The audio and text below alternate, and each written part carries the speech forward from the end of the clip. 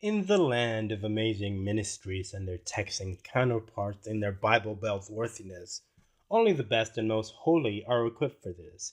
It takes years of practice, starting with 4 years of college and 4 more years of original thesis to reach masterhood, and 10 more years of real work implementation and confirmed data for your dissertation. And after your doctorate, can you only be a preacher in the state of Texas? And I should know, I live in this here Texas. No one can just make up an organization, and Eric Hernandez Ministries is a result of years and years of honest to goodness research and schoolwork which is accredited by most reputable accredited agencies. And that, my friends, you can take to the bank. And one of the most epic proofs that Eric Hernandez Ministries has for the existence of God is the cosmological argument, also known as the prime mover argument, which shuts the atheist right up. Made by St. Thomas Aquinas, who was not an actual real saint, but thanks to the Catholics who are we to argue, and refined by Dr. William Lane Craig. The first premise says everything that begins to exist has a cause. This, of course, assumes that everything is related to a cause and effect circumstance. But me, as a poor, lonely, and desperate atheist whose faith is weakened by this very argument, says, what do you mean when you say everything? In order for us to come to an understanding, the syntagmatic lexicality must first be understood.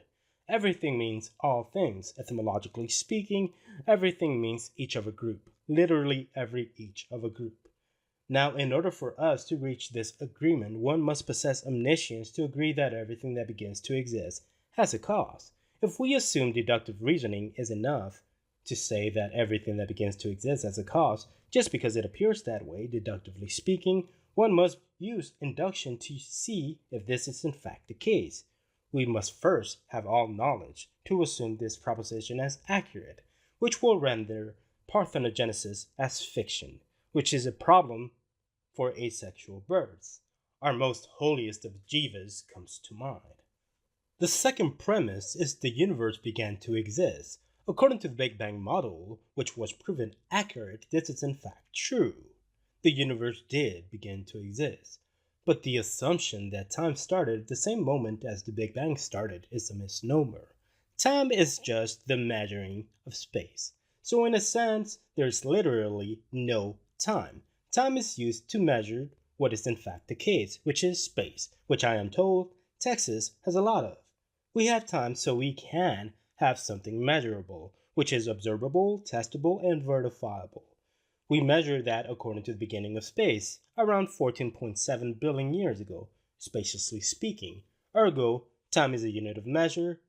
To quote Lucy, time gives legitimacy to its existence. Time is the only true unit of measure. It gives proof to the existence of matter. Without time, we don't exist. This turns the second premise null and void. Since the first premise violates the rules of non-contradiction, since by logical definition, everything hasn't happened yet, which makes even God a temporal happenstance. If the idea that God is timeless, spaceless, and immaterial, all of this meaning metaphysical, meaning beyond the physical, which commits the fallacy of misplaced concreteness, since this confuses abstract ideas like spaceless, timeless, and immaterial for concrete realities, and it presupposes the universe as contingently dependent on an abstract cause. Let's back up first. What does it mean to be timeless? This is an adjective. This means eternal, and eternal means of an age lasting, enduring, permanent, everlasting, endless. Can something beyond the physical create the physical? When has it ever happened? We know most things are contingent upon other things, but it doesn't follow that, say, the standard model is contingent upon other standard models. If this cannot be explained, why explain it with something that cannot be explained, that is unfathomable, that is beyond our comprehension? This, of course, doesn't follow, and it violates the rule of sufficient reasoning. To use reasoning for any other purpose other than for attaining what is in fact the case is to misuse reasoning.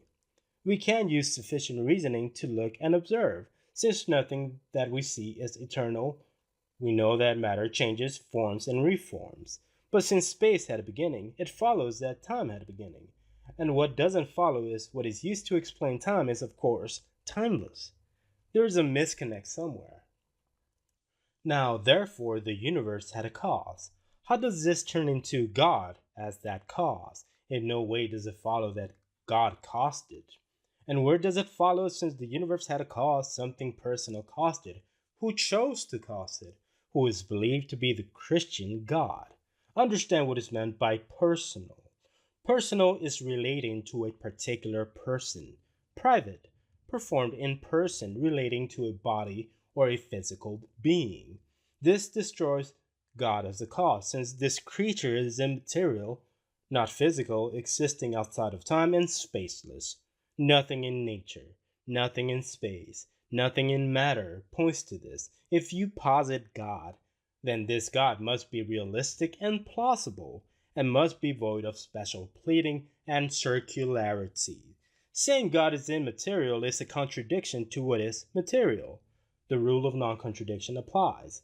Something that is in the realm of possibilities to exist by definition can exist.